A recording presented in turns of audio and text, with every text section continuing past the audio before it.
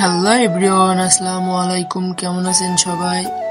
আজ সকাল সকাল ঘুম থেকে উঠেই একটা ভাবনা মাথায় আসলো, আজকে মাঠে যেতে হবে।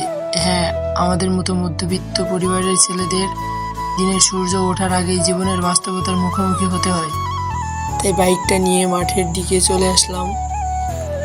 দেখতে দেখতে মাঠের দিকে চলে আসলাম। আসার পর বস্তাটা হাতে নিয়ে বাইকটা এক সাইডে রেখে চিচিঙ্গার ভুঁইয়ের দিকে রওনা দিলাম।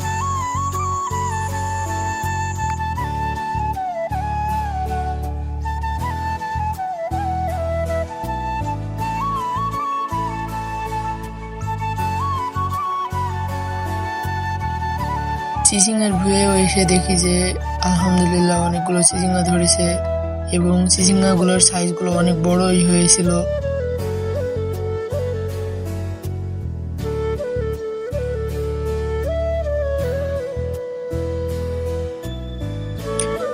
বস্তাটা হাতে নিয়ে একটা একটা করে তুলতে লাগলাম এবং তুলে বস্তার উপরে রাখলাম। যাই হোক, আমাদের মতো মধ্যবিত্ত পরিবারের ছেলেদের দিনের সূর্য ওঠার আগেই জীবনের বাস্তবতার মুখোমুখি হতে হয়।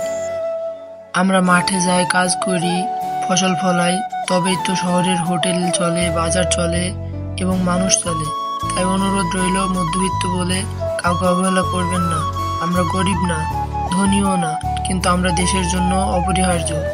মাথা নিচু করি না, কারণ আমরা মাথা উঁচু করে বাঁচতে শিখেছি। আমরা মধ্যবিত্ত কিন্তু গর্বিত।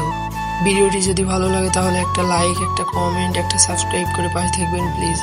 আর আপনাদের একটা লাইকে আমরা অনেক উৎসাহ পাবো ভিডিও করার জন্য।